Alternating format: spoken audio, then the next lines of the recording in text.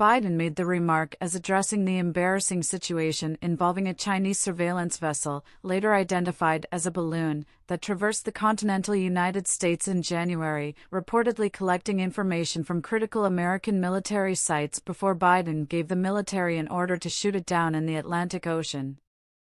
At the event on Tuesday, Biden claimed the balloon was carrying 2 boxcars full of spy equipment, reportedly failing to address why he did not order the vessel shot down sooner if that was the case. Biden's comment follows the return of Secretary of State Antony Blinken from Beijing, where he met with Xi and several other senior leaders. Blinken had described the balloon incident as closed in an interview on Monday. The Chinese Foreign Ministry reportedly condemned Biden's remarks at the Fundraiser as absurd and irresponsible, though that response did not appear in Wednesday's transcript of the Foreign Ministry's regular press conference. According to NBC News, Biden was speaking at a campaign fundraiser in California on Tuesday alongside the state's governor, Gavin Newsom. The president presented the spy balloon incident as an embarrassment for Xi, not for himself, because, he claimed, Xi did not expect Biden to order the vessel shot down. The reason why Xi Jinping got very upset in terms of when I shot that balloon down with 2 boxcars full of spy equipment is he didn't know it was there, Biden was quoted as saying. That's a great embarrassment for dictators, when they didn't know what happened. Biden went on to encourage the small crowd of 125 people to not worry about America's most formidable geopolitical enemy. Don't worry about China. I mean, worry about China, but don't worry about China, he reportedly said, eliciting laughs. Radio Free Asia, RFA, quoted Chinese Foreign Ministry spokeswoman Mao Ning as condemning the remarks on Wednesday during her daily briefing. It is a blatant political provocation.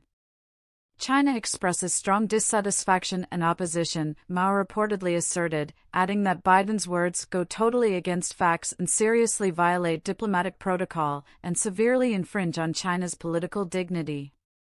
The Chinese government publishes a daily transcript of foreign ministry briefings. Wednesday's did not include anything about Biden calling Xi a dictator.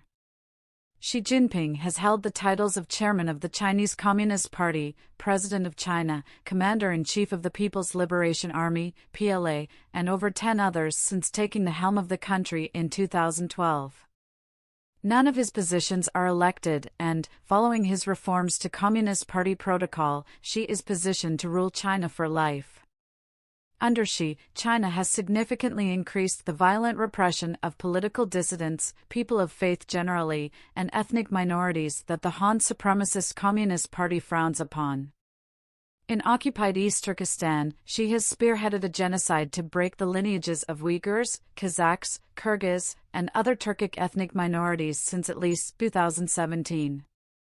Xi's regime has built over 1,000 concentration camps housing as many as 3 million people to erase the indigenous cultures of the region and has engaged in an ongoing campaign to erase Uyghur historical sites such as mosques and cemeteries.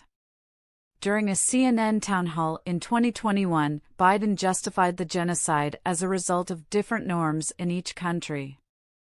If you know anything about Chinese history, it has always been the time China has been victimized by the outer world is when they haven't been unified at home. It's vastly overstated, but the center of principle of Xi Jinping is that there must be a united, tightly controlled China, Biden claimed. And he uses his rationale for the things he does based on that. I point out to him no American president can be sustained as a president if he doesn't reflect the values of the United States, he continued at the time. So, the idea that I'm not going to speak out against what he's doing in Hong Kong, what he's doing with the Uyghurs in western mountains of China, and Taiwan, trying to end the One China policy by making it forceful. I said, and he gets it, culturally there are different norms in each country, and their leaders are expected to follow. Biden's reference to Xi as a dictator deviated significantly from his usual tone regarding Xi. Biden has repeatedly alleged to have traveled 17,000 miles with Xi while the two both served as vice presidents, a dubious claim that received 3 out of 4 possible Pinocchios from the Washington Post in 2021.